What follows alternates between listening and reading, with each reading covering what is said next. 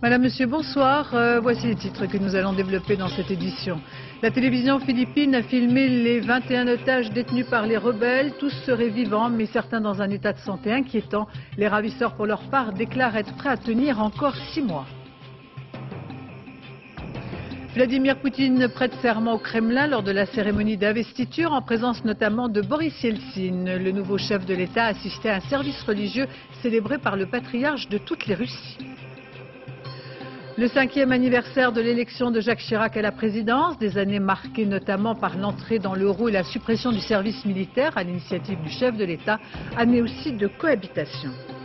Demain sur France 2, la 14e cérémonie des Molières, l'occasion de faire un bilan des difficultés du théâtre privé, l'exemple des bouffes parisiens dirigés par Jean-Claude Brialy. Au sud des Philippines, la course sans fin des otages détenus par les rebelles musulmans et ces images de la télévision publique comme seul bulletin de santé, un bulletin inquiétant si on en croit la faiblesse et la lassitude qui se lit sur les visages de ces hommes et de ces femmes qui vivent au milieu de la jungle, changeant constamment de lieu de détention et ce sous la pression des forces armées qui ont tiré plusieurs obus de mortier aujourd'hui. Commentaire Patrice Romden. C'est parce que les ravisseurs en tolèrent la présence qu'une caméra a pu filmer les otages quelque part dans la jungle philippine. Paradoxalement, ces images ont quelque chose de rassurant parce qu'elles balaient la rumeur qui donnait 2 d'entre eux pour morts. Là, ils sont bien 21. Pour le reste, sur un brancard de fortune, une otage allemande. À ses côtés, son fils et son mari agitent des feuilles de palme. On sait qu'elle souffre d'hypertension et de problèmes cardiaques. Walid, please let the press take her out. Cette otage libanaise, par ailleurs volontaire de la Croix-Rouge, supplie les ravisseurs de laisser repartir la malade avec les journalistes. Les rebelles refusent l'évacuation. Température 30 degrés, plus l'humidité, plus la fatigue, plus l'angoisse, plus les rebelles qui surveillent les interviews qui forcément se ressemblent. We are hoping for a release in the coming week. On espère un dénouement pour la semaine prochaine, sinon on sera vraiment au plus bas, dit cet otage finlandais. Dans l'immédiat, on souhaite que la communauté internationale fasse pression sur le gouvernement philippin pour qu'il arrête toute action militaire.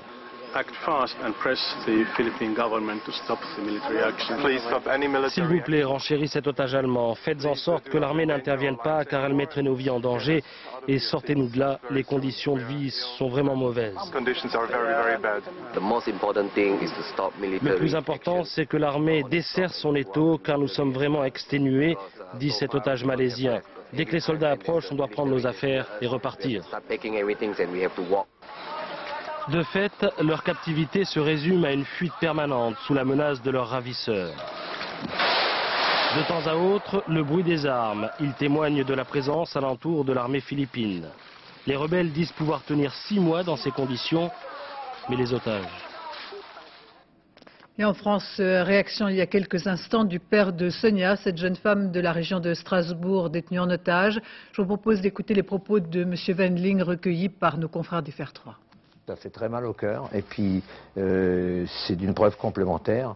Et je reconfirme mon inquiétude et mon angoisse parce que dans l'immédiat, on n'entend pas de solution, on n'entend pas de proposition de solution, il n'y a pas de délai, il n'y a rien qui est prévu et on ne sait même pas où c'en est avec des discussions. Une fois c'est démarré, une fois c'est de nouveau arrêté, c'est de nouveau démarré, c'est de nouveau arrêté et on ne voit pas où ça va aboutir. Et pour sa part, la communauté internationale confirme bien aujourd'hui l'arrivée imminente de son émissaire Javier Solana, passant donc outre la désapprobation du gouvernement philippin. À présent, pour tenter de mieux comprendre la situation sur place, il faut savoir que la population aux Philippines est constituée à très grande majorité par des chrétiens, mais dans les provinces du Sud, les musulmans sont majoritaires, une enclave musulmane, comme sur l'île de Jolo, où les catholiques sont depuis quelques années la cible d'une véritable industrie des otages. Reportage de nos envoyés spéciaux Dorothée Oliéric, Frédéric Pasquette. Le père Villanueva va officier pour la messe dominicale. Le fusil d'assaut dans ce lieu de culte ne surprend plus personne depuis longtemps. Nous allons prier pour les victimes de cette prise d'otage et prier pour que les kidnappeurs les libèrent. Nous allons aussi prier pour la paix. Le prêtre catholique partage la douleur des familles, mais lui-même, comme tous les fidèles présents dans l'église, sont des cibles potentielles pour les ravisseurs musulmans. Ici, le kidnapping est devenu une industrie et les chrétiens sont la première cible. Venir à la messe est un défi dans cette île où vivent 97% de musulmans et où les extrémistes ont déjà enlevé des dizaines de personnes au sein même de l'église. Ils kidnappent les chrétiens, mais notre analyse, c'est pas seulement parce qu'ils sont chrétiens, mais aussi parce qu'ils sont sans défense. Depuis 2 ans, sœur Virginia, comme les autres religieuses, est escortée par 2 commandos de l'armée philippine, jour et nuit. Ils sont là pour éviter qu'on nous kidnappe, parce qu'une fois qu'ils emmènent les otages dans la jungle, c'est très dur de les retrouver. Les chrétiens, mais aussi les riches, vivent dans la crainte des enlèvements. Nous avons rencontré dans l'un de ces commerces un homme qui désormais se cache. Il a été détenu pendant 70 jours par le groupe Abu Sayyaf. 70 jours quelque part là-bas dans la jungle, avec chaque jour la peur de mourir.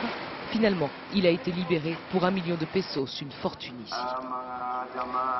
Abu Sayyaf, cela veut dire celui qui porte l'épée. Le groupe proche des Libyens et des Saoudiens ne compte pas plus de 600 membres. Parmi eux, beaucoup fréquentent cette mosquée de Jolo. La plupart des musulmans de l'île souhaitent une république islamique indépendante, mais Abu Sayyaf a choisi de mettre sa foi au service du crime. Les rebelles veulent un État islamique. Nous aussi, mais on ne veut pas l'instaurer par la violence. Le grand imam se refuse tout de même à condamner les actes d'Abu Sayyaf et même la prise d'otages. De nouveaux affrontements ont opposé ce matin l'armée philippine aux rebelles alors que les négociations piétinent. Quelques 3000 militaires philippins devraient arriver en renfort très prochainement. Et ici, la population locale craint de plus en plus un assaut militaire, un assaut qui pourrait mettre en danger la vie des otages. Les suites de l'enquête sur les attentats des 2 McDonald's, 4 militants indépendantistes ont été aujourd'hui mis en examen et placés en détention provisoire. Ils sont poursuivis notamment pour association de malfaiteurs en relation avec une entreprise terroriste et destruction de biens avec explosifs ayant entraîné la mort. Agnès Varamian. Le juge Thiel est persuadé d'avoir écroué les têtes pensantes et l'artificier de la RB. Les enquêteurs ont toujours estimé que les clandestins bretons n'étaient que quelques-uns peu structurés, apprentis terroristes. Ce soir, la justice reproche à ces 2 responsables du mouvement légal Mgan d'avoir écrit et remis à un journaliste ce communiqué de l'armée révolutionnaire bretonne. Mais s'ils se retrouvent en prison pour attentat, c'est aussi sur la base des déclarations de cet autre militant d'Mgan. Dans sa voiture, les policiers avaient en effet retrouvé un détonateur. L'homme aurait reconnu certains faits en garde à vue. C'est curieux quand même qu'il faille attendre l'état de quasi-épuisement psychologique et physique des gens, surtout qu'en l'occurrence il s'agit de quelqu'un qui est diminué physiquement parce qu'il a des séquelles d'un accident de voiture, pour que, comme par hasard, ce soit à ce moment-là que la manifestation de la vérité éclate. Ce militant a été aussi mis en examen pour une série d'attentats en Bretagne fin 99. Quant aux policiers qui ont peu d'éléments matériels, ils cherchent toujours des caches d'explosifs. Ce soir, Denis Rioux, figure de l'indépendantisme breton, lance un appel depuis sa prison. Il est mis en cause dans l'affaire du vol de la dynamite de Plévin. Il demande, dans cette lettre, que la RB cesse toutes ses activités. L'armée révolutionnaire bretonne, qui a signé 22 actions en 2 ans, vivait dans le mythe du Front de libération de la Bretagne, qui dans les années 70 n'avait jamais fait de mort. La victime de Dinan a donc totalement déstabilisé le mouvement Mgan, considéré par la police comme la vitrine légale de la RB. Et beaucoup de ses membres sont aujourd'hui prêts à condamner l'action clandestine. Le gendarme fauché par une jeune automobiliste lors d'un contrôle routier est décédé hier soir. La conductrice a été mise en examen et placée sous contrôle judiciaire. Cette nouvelle affaire de violence dans un collège de Strasbourg, un élève de 15 ans qui avait giflé un surveillant et tenté de poignarder le principal a été mise en examen et écroué. Fanny Auvergne. C'est dans la cour de ce collège que l'incident s'est produit. Vendredi à 14 h, un élève de 15 ans refuse de se ranger. Énervé, il gifle une surveillante. Le principal descend dans la cour pour le calmer. Rien à faire, l'élève surexcité menace de mort le principal. puis tente de le poignarder dans le dos avec un couteau à cran d'arrêt. 4 personnes s'interposent, 3 sont blessés. Arrêté, l'élève déclare avoir voulu poignarder le principal. Présenté devant le juge aujourd'hui, il a été mis en examen pour violence aggravée et tentative de meurtre. Son avocate s'est refusée à tout commentaire. En fin d'après-midi, cet adolescent de 15 ans a été écroué, déjà connu de la police pour des vols et violences. Il est passible de la cour d'assises des mineurs pour ses actes criminels. Dans les Pyrénées-Atlantiques, 2 à 4 000 personnes ont manifesté cet après-midi à Bedoub, une marche pacifique pour protester contre la poursuite des travaux routiers dans cette vallée d'Aspe. Ambiance familiale, bon enfant, sur place Louis Carzou et Alice Bétulard. Hop, voilà. Là, c'est mieux. C'est mieux comme ça. Là, ça tiendra au moins. Hein, papa? Des œillets d'Inde et des saules pour se réapproprier symboliquement la terre meurtrie du chantier routier de Bedous. Les défenseurs de la vallée d'Aspe avaient choisi le symbole plutôt que l'affrontement pour dire leur ras-le-bol de voir ces travaux continuer. Tout va être arraché, alors c'est pas vraiment pour ça, mais plutôt pour décorer la vallée d'Aspe avant qu'elle soit complètement polluée. En attendant et plus de 10 ans après le début de la contestation en vallée d'Aspe, les opposants au projet routier ont incontestablement marqué un point cet après-midi.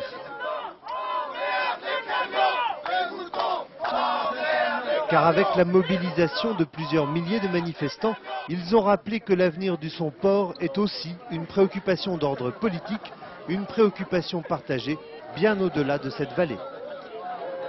On nous dit d'un certain côté qu'il faut lutter contre l'effet de serre, il faut plus de transport de marchandises par rail parce que depuis la catastrophe du Mont Blanc, et simultanément, finalement, Jean-Claude Guesseau veut relancer les autoroutes dans les Alpes avec la 51, dans les Pyrénées avec la 64, en Lorraine avec la 32, donc on a un peu l'impression qu'il y a un double langage.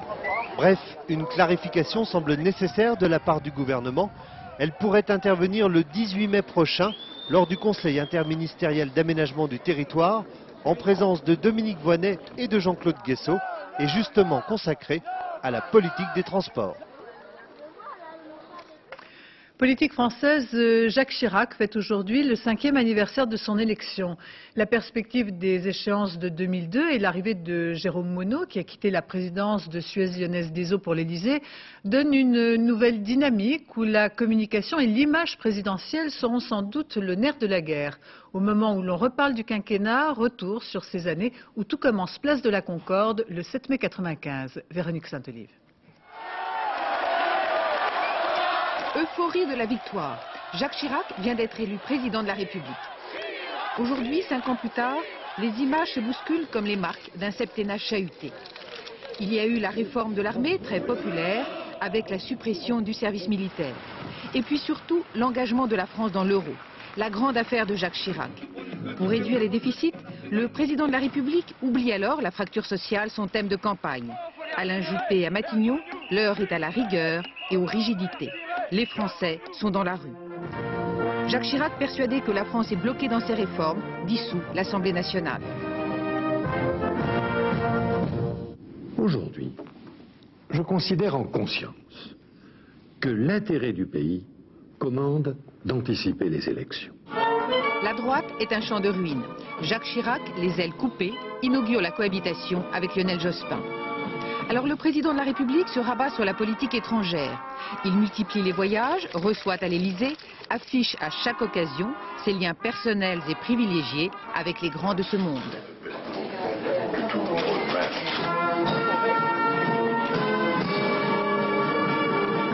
Mais les Français aiment la cohabitation et apprécient qu'à l'étranger, la France parle d'une seule voix.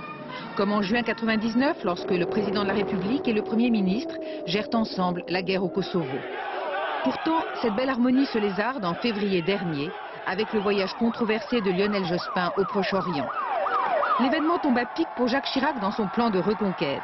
Lors de la Coupe du Monde, on avait déjà vu le président de la République s'associer à la victoire des Bleus, effaçant ainsi son image de loser. Ces voyages en province sont autant d'occasions pour lui de peaufiner son image d'homme chaleureux, sympathique, un homme comme les autres, qui veut moderniser la vie publique et qui ne croit plus aux décisions prises d'en haut. Il faut libérer toutes les énergies qui sont à l'œuvre dans notre pays. Et pour cela, faire de la démocratie locale le moteur d'une démocratie de participation. À 2 ans des présidentielles, le Premier ministre défend déjà son bilan. Le président de la République, lui, table sur sa relation personnelle avec les Français. Quand les Français vont faire leur choix au moment décisif, et quand ils vont évaluer l'action de Jacques Chirac, que vont-ils regarder? La première séquence avec un jugement assez sévère, ou bien la deuxième séquence qui certes est plus favorable, mais qui est une configuration où les Français savent que le président a en réalité peu de pouvoir. Aujourd'hui, le président de la République doit unifier son camp. Les élections municipales à Paris, puis les législatives, seront pour lui les 2 premières redoutables épreuves d'une campagne présidentielle déjà bien ouverte. En Russie, Vladimir Poutine a prêté serment ce matin au Kremlin lors d'une cérémonie d'investiture à laquelle assistait notamment celui qui l'a porté au pouvoir, Boris Yeltsin. Le président russe a aussitôt choisi comme Premier ministre un financier spécialiste de la dette russe, Mikhail Kasyanov, dont la nomination sera entérinée prochainement par la Douma. Correspondance Gilles Rabin. Les costumes d'apparat de la garde du Kremlin font eux aussi partie de l'héritage de Boris Yeltsin. Le temps d'une investiture et de la montée des dernières marches, les Russes ont pu rêver de la grandeur perdue, même si, malgré les apparences, cette cérémonie célébrait la première passation démocratique du pouvoir en 1000 ans d'histoire de la Russie. Quand il entre dans l'ancienne salle du trône, le tsar Boris vit les toutes dernières minutes de son règne. Vladimir Vladimirovich Poutine. Le nouveau président de la Fédération de Russie, qui a bâti sa popularité sur la guerre en Tchétchénie et a été élu grâce à elle, prête le serment de respecter les droits et les libertés de l'homme et du citoyen. Le dernier discours officiel de Boris Yeltsin a été laborieux.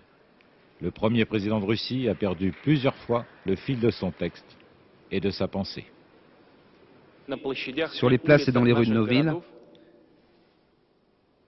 j'ai entendu des mots très simples, mais très forts. On me disait, on vous fait confiance, vous portez nos espérances, surtout ne nous trompez pas. La cérémonie s'est terminée avec une revue des troupes. Camarade président, dit le général, cette investiture aura décidément mélangé tous les genres, républicains, monarchistes et soviétiques, mélange révélateur de la confusion des esprits et des incertitudes en Russie. Quelle sorte de pouvoir Vladimir Poutine va-t-il installer au Kremlin? Faut-il s'attendre à un régime plus autoritaire? La plupart des Russes le craignent et le souhaitent en même temps. C'est l'un des paradoxes de la Russie d'aujourd'hui qui a perdu la plupart de ses repères politiques et moraux.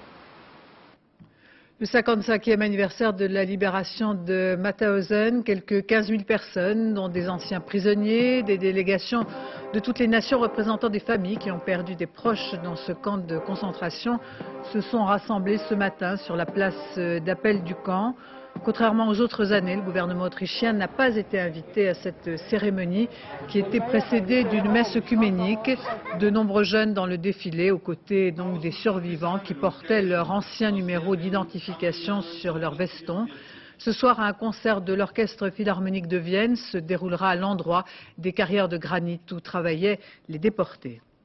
À la veille du 8 mai, célébrant la capitulation de l'Allemagne il y a 55 ans, nous avons choisi de revenir sur ce naufrage au large de Lübeck, au cours duquel 7000 déportés ont trouvé la mort sous les bombes des Anglais. Aujourd'hui, bien des points restent dans l'ombre, difficile d'expliquer cette bavure de la Royal Air Force. Sébastien Leguet et Bernie Muriot sont allés à la rencontre des survivants.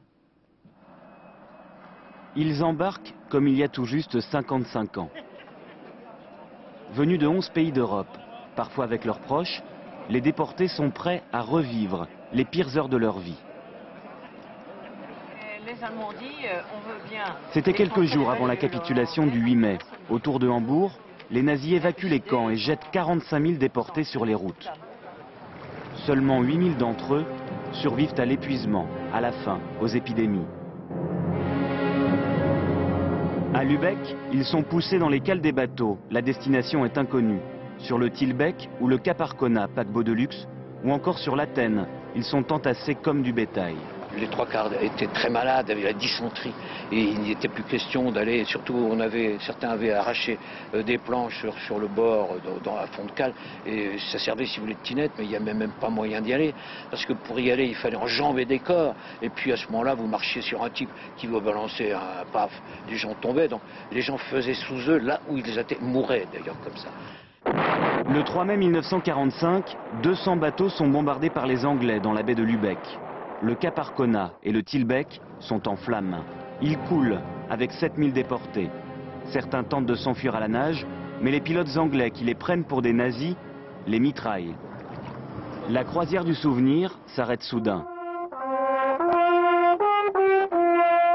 Le Cap Arcona a sombré ici.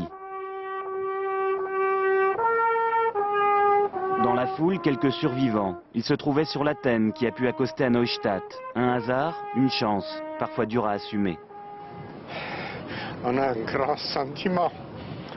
Pourquoi moi je suis revenu et les copains sont restés? Ça c'est une question qu'on se pose éternellement. C'est quelque chose, je sais pas, on ne peut pas oublier, on ne peut pas. C'est une vision qu'on a de ces derniers moments et le regret, c'est un regret. On ne sait pas, comme un sentiment de culpabilité, pourquoi nous et pas les autres. Où les Allemands avaient-ils prévu de conduire les déportés à bord de ces mouroirs flottants?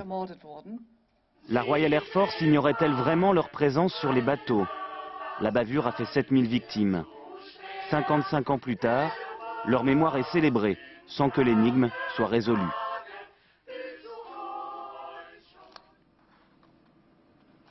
À Rome, cérémonie œcuménique au Colisée à la mémoire des martyrs chrétiens du XXe siècle.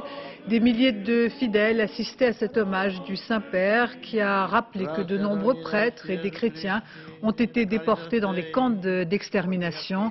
Ils sont nombreux à avoir payé de leur sang leur attachement au Christ, comme ces 7 moines français de Tibérine en Algérie assassinés en 1996 par un commando islamiste. En Sierra Leone, plusieurs centaines de casques bleus sont pris en otage ou du moins sont bloqués par les forces rebelles. Une situation particulièrement confuse avec des informations qui restent à confirmer selon lesquelles la panique a régné la nuit dernière dans la capitale. Commentaire Bernard Lebrun. Panique au siège local des Nations Unies. La scène se déroule cette nuit dans la capitale où le chef de la mission de l'ONU vient d'annoncer l'arrivée imminente des forces rebelles du RUF, le Front Révolutionnaire Uni. D'où cette intense agitation nocturne. Panique justifiée puisque la dernière attaque de Freetown en janvier 1999 avait provoqué plus de 6000 morts. Finalement, au petit matin, le porte-parole de l'ONU démentira parlant d'une regrettable erreur d'analyse. La confusion. En apparence pourtant, les casques bleus patrouillent librement, au moins dans les avenues de la capitale. Mais sur ces images tournées vendredi, on note déjà une certaine tension. Après 9 années de guerre civile ayant ruiné ce petit pays d'Afrique occidentale, les accords de paix d'octobre dernier et le déploiement des casques bleus semblent remis en cause. Fodé Sanko, que l'on voit ici entouré de ses soldats du Front révolutionnaire, bloque en province depuis la semaine dernière 2 casernes de casques bleus. Plus de 500 soldats étrangers avec lesquels les Nations Unies semblent avoir perdu tout contact. L'humiliation. Hier, dans les rues de Freetown, seules quelques femmes ont osé braver le chef des rebelles en manifestant pour le maintien des casques bleus, seul moyen de combattre la terreur. Fodé Sanko, lui, demande un véritable partage du pouvoir avec le régime légal du président Kaba, toujours en place et protégé par les Nations Unies. Dans la réalité, l'ex-caporal Sanko serait particulièrement fâché de ne jamais avoir rencontré Kofi Annan.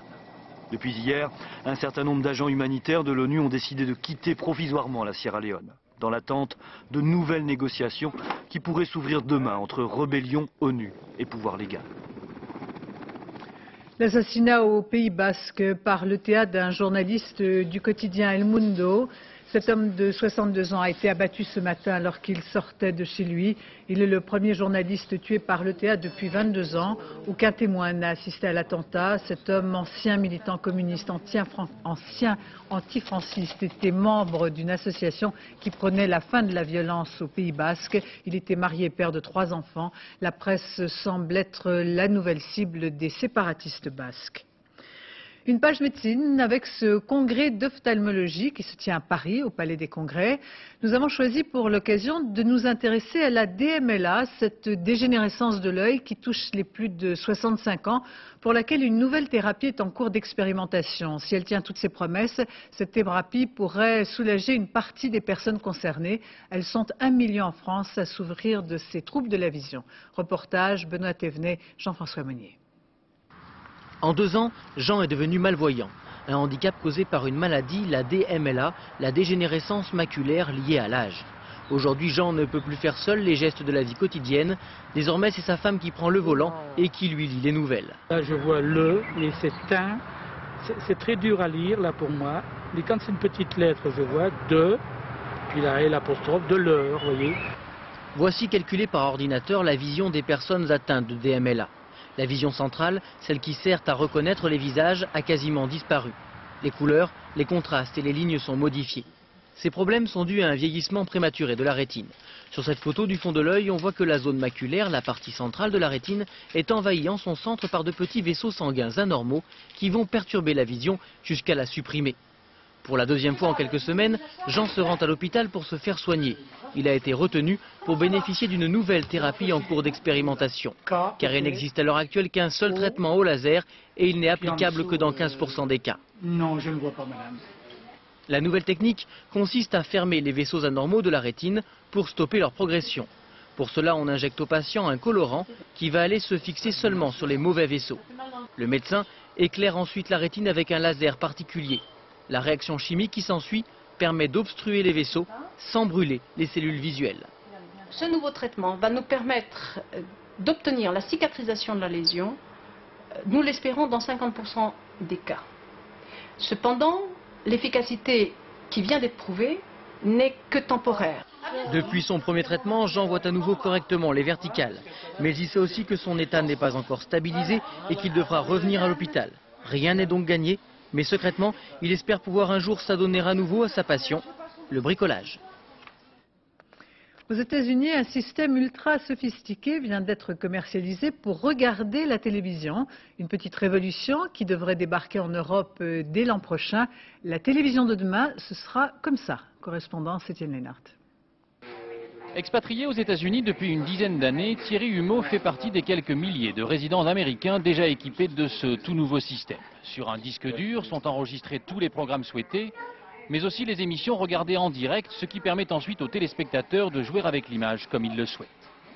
Si par exemple on est au milieu d'un film et qu'il y a un truc qui se passe, où je vais aller faire mes courses, je peux arrêter le programme et revoir la fin du film dans une demi-heure. Un exemple, la diffusion en direct d'une course de dragster. Votre téléphone sonne, vous pouvez arrêter l'image, mais le programme, lui, continue d'être enregistré et ne redémarre que lorsque vous l'indiquez, avec la possibilité de revenir à la diffusion en direct si vous le souhaitez. Autre application pratique, à l'aide d'un clavier sans fil, Thierry peut commander à sa télévision d'enregistrer un type de programme bien particulier. Yeah. Ouais, tu veux regarder les Teletubbies? D'accord, bah, papa il va chercher pour voir quand est-ce que ça passe. L'ordinateur repère le passage de tous les programmes liés aux Teletubbies et les enregistre automatiquement, comme il le ferait avec le nom de votre acteur préféré ou de votre équipe de football fétiche. Bref, de la télévision à la carte, que l'épouse de Thierry, à qui il a fallu 2 semaines pour comprendre le système, apprécie sans modération. J'allume à 9h et je ne regarde pas forcément ce qu'il y a sur la télé, ce que je faisais avant. Maintenant, j'ai enregistré quelque chose que je voulais regarder depuis une semaine et je regarde ça. Selon les modèles, le système coûte entre 1500 et 5000 francs et il terrifie déjà les annonceurs publicitaires. Car évidemment, dans un pays où les réclames vampirisent tous les programmes, Thierry n'a plus d'état d'âme pour zapper la pub. Donc là par exemple je suis en train de regarder un film qui a été enregistré et on arrive aux publicités, donc j'avance très rapidement, j'ai appuyé quelques fois sur le bouton de publicité. Et voilà, donc là je suis de retour dans le film. Voilà donc le petit écran forcé de s'adapter au rythme et à l'emploi du temps du téléspectateur qui pourra se payer le luxe désormais sans rien rater de s'endormir devant la télé. À Naples, devant plusieurs milliers de fidèles, le miracle de San Gennaro ou la liquéfaction du sang lors de cette journée dédiée au saint patron de la ville. Reportage Isabelle Stès, Dominique Merlin. C'est le miracle tant attendu. Entre les mains du cardinal de Naples, le sang de San Gennaro, Saint-Janvier, est liquide. Car selon la tradition, lorsque la précieuse substance séchée se transforme, et il faut parfois attendre des jours, c'est signe de bon augure. C'est ainsi qu'en défiant la science, depuis le IVe siècle, Saint Janvier protège les Napolitains. C'est très très bon pour nous. C'est lui qui nous protège, même du Vésuve, même des tremblements de terre. Il nous donne la main. Car c'est au pied du Vésuve que l'évêque Saint Janvier fut décapité par les Romains en l'an 305. Et la légende raconte que c'est lui qui a bloqué la lave du volcan, épargnant Naples en 1944, ou encore la peste au XVIe siècle.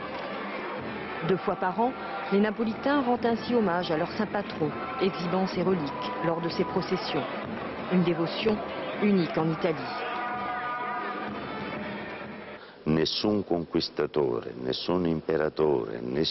Aucun conquérant, aucun empereur, roi ou pape n'est passé à Naples sans venir d'abord vénérer les reliques de Saint Janvier.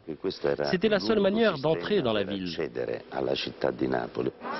Et encore aujourd'hui, parmi les prêtres, même le populaire maire de Naples, un ex-communiste, fait allégeance au saint patron de la ville.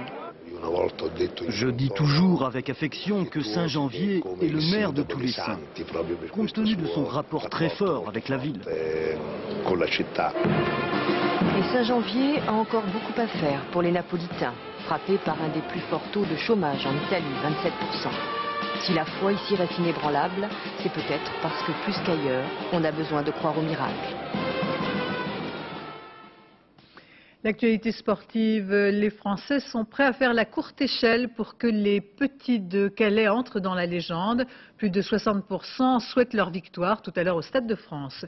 Dans les rues de Calais, on se prépare à l'événement. L'ambiance est euphorique, comme si la victoire était déjà à portée de main. Sur place, Anne Mourgue, Dominique Mas.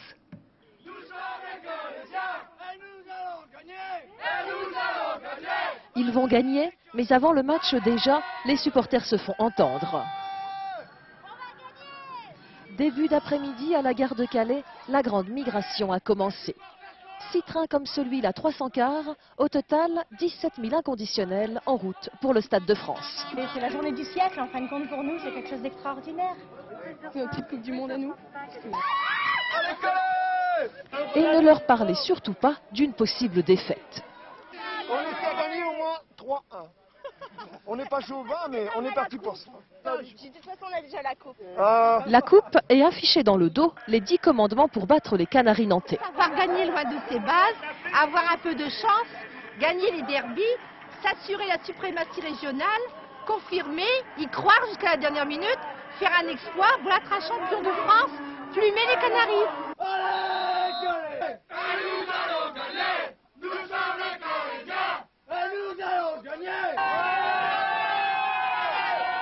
17 000 petits chanceux, mais pour tous ceux qui restent à Calais, l'ambiance est aussi dans la ville. Depuis 10 h ce matin, concert ininterrompu de klaxons. On est fiers parce que quand même, une équipe d'amateurs comme ça, des travailleurs, et qu'ils arrivent à ce point-là, ils ont toute la ville avec eux. On va gagner! On est tous de la fête, les vieux, les moins vieux, les jeunes, les petits, tout petits. Allez, Calais! Calais! Tout le monde se sent heureux et c'est unique et c'est à vivre intensément. Parce qu'on ne sait pas, hein. Il faut être calaisien, madame, pour vivre ça. Ouais. Calais est repeinte en 3 couleurs et ici, on n'a pas du tout, mais alors pas du tout envie que la fête s'arrête. À Nantes, maintenant, même ferveur, mais peut-être un peu moins démonstratrice, avec dans les rues de la ville des supporters bien décidés à soutenir leur équipe. Formule 1 au volant de sa McLaren, Mika Häkkinen a remporté cet après-midi le Grand Prix d'Espagne, 5e épreuve du championnat du monde.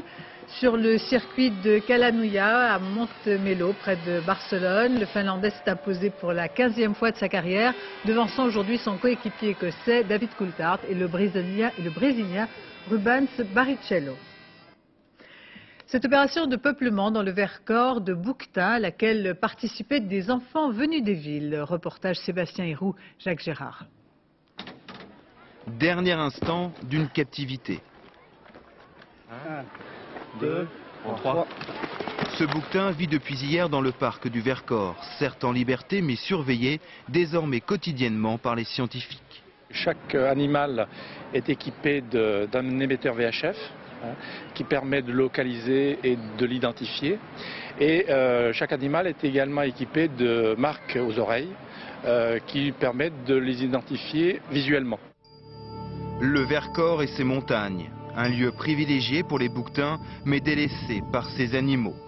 Alors, pour peupler ces sommets, les gardes du Vercors n'ont qu'une seule solution. Avec des enfants de leur vallée, ils se rendent à 300 km de leur région, dans le parc de la Vanoise, où vivent plus de 2000 bouquetins. Pendant une semaine, ils vont étudier et capturer ces animaux.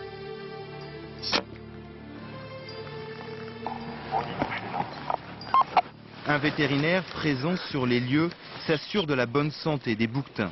Les enfants sont bien sûr impressionnés par ces bêtes sauvages. C'est des grosses bêtes déjà. C'est comme si on voyait un dinosaure apparaître. 15 bouquetins ont été capturés la semaine dernière. Pour eux, fini les hauts plateaux, direction le Vercors. Après un dernier contrôle de santé, les bouquetins sont transférés par la route. Une nouvelle vie commence dans un lieu bien différent. Le milieu Vercors est intéressant parce que actuellement on a une image du bouquetin qui est une image d'animal de haute montagne. Or il semble que le bouquetin puisse exister depuis le bord de la mer jusqu'à 2000 mètres. L'essentiel c'est qu'il ait des rochers. Ces animaux en tout cas semblent apprécier leur nouveau domaine. La population de son côté est comblée. L'année prochaine, 15 nouveaux bouquetins devraient rejoindre à leur tour le parc du Vercors. Demain soir sur France 2, en direct, la 14e cérémonie des Molières. L'occasion de faire le point sur les difficultés financières du théâtre privé. Il existe en France une quarantaine de salles qui ont bien du mal à attirer un nombre suffisant de spectateurs. Daniel Wolfram et Valérie Lucas ont pris le parti de suivre celui qui dirige depuis 15 ans les Bouffes Parisiens, l'acteur et metteur en scène Jean-Claude Brialy, qui chaque saison remet tout en jeu. Baptisé la pièce Saint-Marie Étienne. Baptême au champagne pour la prochaine création des Bouffes Parisiens. Son titre, on ne refait pas l'avenir, on ne le prévoit pas non plus généralement. Tiens mon petit Philippe. Certes, les comédiens sont confirmés à l'image de Philippe Torreton, mais on ne sait jamais, en bon directeur de théâtre, Jean-Claude Brialy reste prudent. On devrait demander à la caissière de venir voir avec nous. Personne ne peut dire là je tiens le succès. C'est aussi à la fois intéressant et terrifiant pour un directeur de théâtre, car un théâtre vaut entre 20 et 25 000 francs par jour avant qu'on ouvre la fenêtre, avant qu'on produise le spectacle. Après, il faut produire le spectacle qui coûte 1,5 million, 2 millions de francs. Je viens de jouer, mon père avait raison, 350 fois. Pièce magnifique de Guitry, avec un très gros succès. Ça n'a servi qu'à payer les dettes de ceux d'avant. Le théâtre était au bord du gouffre avant le succès de Guitry. Les chiffres en témoignent. La saison 98-99 a été déficitaire. Nous avons 3 spectacles, La douche écossaise, le spectacle de Sylvie Joly et Coup de soleil, sur lequel nous avons fait un déficit à chaque fois. Et, en gros 2 millions de francs. Sur les 3 spectacles. Sur les 3 spectacles. Et ça s'est bien passé. Oui. Et puis, il y a l'entretien du théâtre. Son directeur est un locataire bien sollicité. Oui. Nous allons faire des travaux de toiture très importants. On va refaire tout le truc de zinc parce que ça coule sur la Seine, et quelquefois quand il y a un gros orage. Il y en a pour combien là? 400 000 francs. 420 000 francs, oui. Alors il faut dire que la ville de Paris, car c'est un monument historique, et le fonds de soutien nous aident à 50%. Mais tout de même, ça fait quand même pour le théâtre 200 000 francs, on n'a pas besoin de ça. Venez avec moi. Le théâtre privé ne pourrait s'en sortir sans cette aide publique à la création, souvent 30% du montage de la pièce, remboursable selon les recettes. Pour terminer la saison, un opéra bouffe délirant créé en 1903, le Cire de Vergy, ultime répétition avant la première, échec ou succès financier, réponse dans un mois.